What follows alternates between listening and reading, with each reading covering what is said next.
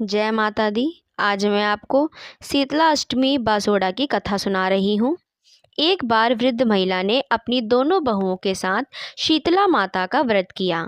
उन सभी को अष्टमी के दिन बासी खाना खाना था। इसके लिए उन्होंने सप्तमी को ही भोजन बना लिया। लेकिन बहुओं को बासी भोजन नहीं करना था, क्योंकि उन्हें कुछ समय पहले ही संतान हुआ था। बासी भोजन करने पर बीमार होने का डर था। उन्हें डर था कि अगर ऐसा हुआ तो उनकी संतान भी बीमार हो जाएगी। दोनों ने बासी भोजन ग्रहण किए बिना अपनी सास के साथ माता की पूजा की। उन्होंने पशुओं के लिए बनाए गए भोजन के साथ ही अपने लिए भी भोजन बना लिया और ताज़ा भोजन ग्रहण किया। जब सास ने उन दोनों से बासी भोजन करने के लिए कहा तो वह टाल मटोल करने लगी।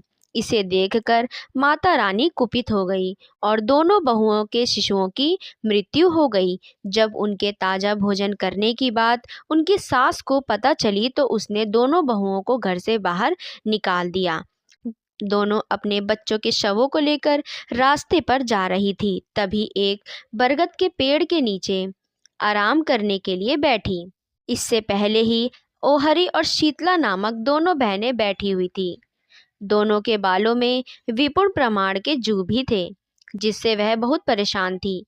दोनों बहुएं शीतला और ओहरी के पास आकर बैठ गईं। उन दोनों ने शीतला और ओहरी के बालों से जू निकाला। जुओं का नाश होने से दोनों ने अपने मस्तिष्क पर शीतलता का अनुभव किया और कहा कि तुम दोनों ने हमारा मस्तक को शीतल किया है, वैसे ही तुम्हारे पेट को शांति मिले। दोनों बहुएं एक साथ बोली, पेट का दिया हुआ ही तो हम मारी मारी फिर रही हैं। लेकिन शीतला माता के दर्शन नहीं हुए। शीतला ने कहा, तुम दोनों पापनी हो, दुष्ट हो तथा दुराचारी हो। तुम्हारा तो मुंह देखना भी योग्य नहीं है। शीतला अष्टमी के दिन ठंडा भोजन करने के बजाय तुम दोनों ने गर्म भोजन कर लिया था। यह सुनते ही बहुओं ने शीतला माता को पहचान लिया। दोनों बहुओं ने माता से वंदना करके क्षमा मांगा और कहा कि हम कभी भी ऐसी गलती नहीं दोहराएंगे। उनकी इस भूल को माता ने क्षमा किया और उनके मृतक शिशुओं को जीवित किया। जय मां शारदे शीतला भवानी। माता रानी की जय।